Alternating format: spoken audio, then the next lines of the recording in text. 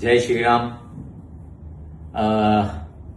जालनाच्या सर्व मतदार बंधूंना माझी एक कळकळीची विनंती अशी आहे की मागे काँग्रेस पार्टीद्वारा दिवाळी स्नेहमिलन जे आयोजित केले गेले आहे आणि ते कुठे केले गेले, गुरु गणेश भवन म्हणजे अहिंसो परमो धर्मला मानणारे जैन समाजाचं जे व्यासपीठ जे एरिया आहे तिथं कल्याण काळेने म्हणजे विद्यमान खासदाराने एक जुना प्रकरण म्हणजे जे प्रकरण आम्ही गोहत्याचा प्रकरण होता, गणपतीच्या वेळी ते गोहत्याचा एक व्हिडिओ व्हायरल झाला आणि त्या सर्व जालना शहराचे जेवढे सुजाण नागरिक आहेत त्यांनी सर्व जातीचे लोकांनी त्याचा निषेध नोंदवला आणि तोपर्यंत अटक होत नाही तोपर्यंत गणपतीचं विसर्जन करणार नाही असा ठरला होता.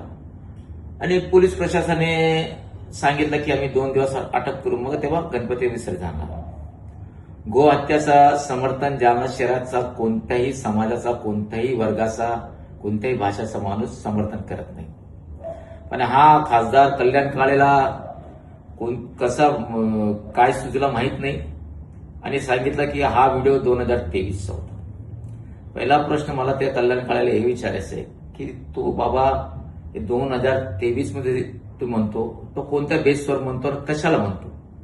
ठीक आहे, दिवाळी स्नेहमिलन आहे, तुम्ही स्नेहमिलन बद्दल बोला, शुभेच्छा द्या, पण हिंदू समाजाला टार्गेट करण्याचं काम तुम्ही जे केला ते हिंदू समाज तुम्हाला कधी माफ करणार नाही. एक आणि त्या मंचावर जे स्वतःला या हिंदू समाजाचा नेता म्हणून वावरतात आणि मतदान घेतात त्या लोकांनी अपेक्षा घेतला पाहिजे होतं, त्यांना स्टेजमध्ये बायकॉट केलं पाहिजे होतं, त्यांनी तिच्या विरोधात बोललं पाहिजे, पण त्यांनी त्याला मूक समर्थन दिलेलं आहे.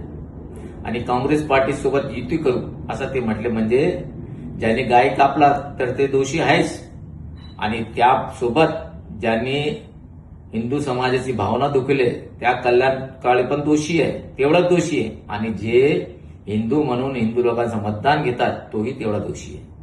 माझी सर्वांना विनंती आहे, जे लोक या कल्याण काळेपासून स्टेजवर जेवढे लोक आहेत त्यांच्या विरोधात मी निषेध व्यक्त करतोय. जालन्याच्या सुजाण नागरिकाला सांगतो की यांच्या विरोधात आवाज उठवा, आम्ही तुमच्या सोबत आहे.